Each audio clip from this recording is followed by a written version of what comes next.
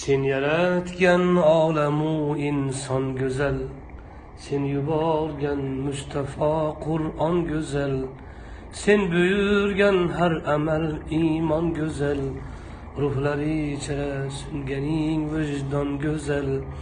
Bu go'zalliklar jamolingdan sening. Her ishing, har so'zu ahkoming buyuk, hem jazoing hamda inoming buyuk. Qilganing insonga ikroming buyuk, jannatingdek dini isloming buyuk. Bu buyukliklar jalolingdan sening. Sen yaratmış ikki dunyoing tugal, har sifating hamma asmoing tugal. Barcha manglaylarda imloing tugal, dillar ichra chekkan imzoing tugal.